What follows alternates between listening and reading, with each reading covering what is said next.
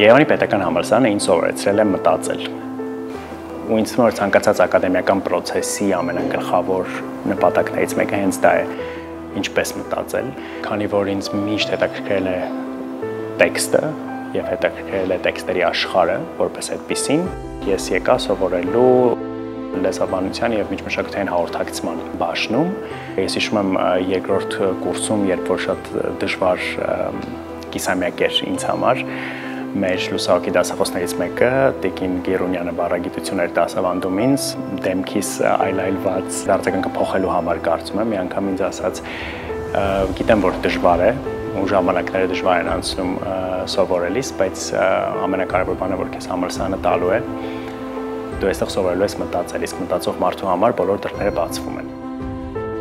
Ինչ էլ որ ես սովորել եմ Երևանի պետական համալսարանում եւ մասնավորապես Եվրոպական լեզուների հաղորդակցության ֆակուլտետում միշտ կապված է եղել տեքստի հետ։ Իսկ տեքստը բառը ընդհանրապես լեզուն ամեն ինչի հիմքն է կյանքում ինձ համար, ամենայն դեպս մարդկության համար, որովհետեւ մենք եւ հաղորդակցվում ենք տեքստի եւ խոսքի միջոցով եւ հաջողությունների ենք հասնում նույն միջոցով եւ ձախողում ենք կյանքում կրկին այդ ամեն ինչի միջոցով եւ պատճառով։ Իմ մասնագիտական կայացման հարցում երևի թե տեքստը ամբողջությամբ ընկալելու եւ հետո նաեւ ինքս ազդեցիկ տեքստեր ստեղծելու եւ դրա հետևում կանգնելու գործիքներն եմ ես այստեղ ձեռք բերել։ Եվ հիմա դասավանդում եմ իմ ուսանողներին։ Ես 3 տարի որ դասավանդում եմ Երևանի պետական համալսարանում եւ իմ ուսանողների հետ մենք սովորում ենք ամեն ինչ կապված անգլալեզու մեդիայի լեզվի, մեդիայի եւ հասարակության հարաբերության հետ. So the video was mostly about how these narratives are being formed in the media. Yes, խիստ պանչկոտ, բայց միևնույն ժամանակ նաեւ բարի դասախոս եմ։ Ընդհանրապես ինձ թվում է, որ ցանկացած դասախոսի առաջնային նպատակը լավ քաղաքացի եւ մտածող անհատ ձևավորելն է ուսանողների շրջանում, ես այդ առաքելությամբ եմ լսարան մտնում։ Կան արդյոք համալսարանական իրադարձություններ, պատմություններ, որոնց մասին չեք պատմել եւ կցանկանայիք այսօր խոսել։ Իմ շատ սիրելի Սերգեյ Ստեփանյանը մեզ դասավանդում էր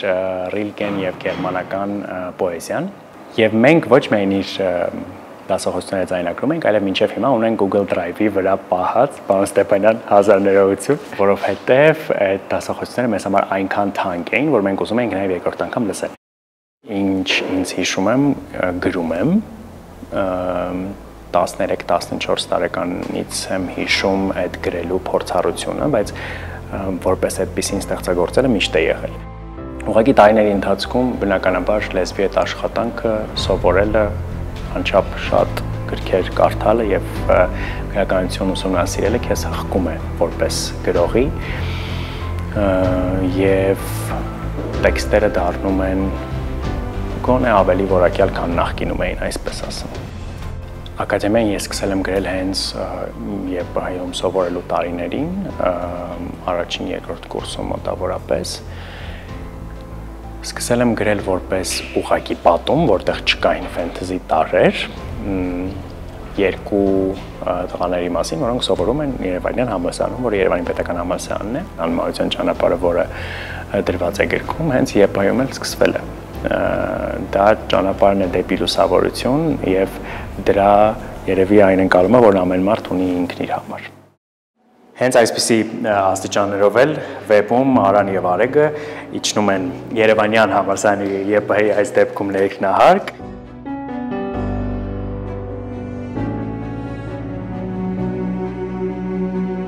Անմահների ակադեմիայում գործողությունները կատարվում են ԵՊՀ ներքնահարկում, այսինքն էստեղ։ Կարող ենք ասել, որ նախատիպը եղել են այո հենց ԵՊՀ-ի ներքնահարկը, աստիճանը ոլորում, որը տանում է դեպի ներքև, իհարկե վեպում ավելի շատ են աստիճանները, ավելի խորքում է ներքնահարկը, քան Երևանի պետական համալսարանում, բայց հա, մոտավորապես այսպիսի միջավայր է եւ սենյակներ, որոնք շատ են ու երբեք չգիտես այդ սենյակների ներսում ով է եւ ինչ է կատարվում եւ մարդիկ, որոնք պիտի հերոսներին տանեն դեպի այդ սենյակները անմահություն սովորելու։ Մի գաղտնիք կա, որն իմանալուց հետո հարաբերությունները դառնում են բաց գիրք։ Սոցիալական մեդիայում դա անում եմ, որովհետև դա ամենապարզ եւ արագ ճանապարհն է որոշ մեսեջներ տեղ հասցնելու հանրությանը, եւ ես փորձում եմ խոսել հարցերի մասին, որոնք պարզ են, ճշմարիտ են, բայց որոնց շուրջ մենք հաճախ չենք մտածում։ Մենք այնքան շատ ենք ինֆորմացիոն հոսքի մեջ ամեն օր, եւ այդ ինֆորմացիոն հոսքը այնքան կառավարվող է, որից թվում է, որ յուրաքանչյուր անհատ ունի կարիք այդ լռության կամ մտածելու պահերի, որոնք ես փորձում եմ ապահովել, որ գոնե ֆիդը անդադար թերթելիս լինի ինչ-որ միտք, որը կանջատի հոսքը եւ կմիացնի միտքը։ Հաղորդումներ, բեմեր, նախագծեր, գրքեր, կարող եք նշել, թե որն է ձեր հաջողության գաղտնիքը։ Կյանքը շատ սիրել է իր բոլոր ձևերի մեջ, երևի իմ հաջողության բանալին է եւ հավատալը։ Ես միշտ հավատացել եմ, որ եթե այն, ինչ որ ես անում եմ, իր մեջ ունի առաքելություն, որն ավելին է, քան պարզապես իմ ցանկությունները, դա կատարվելու է։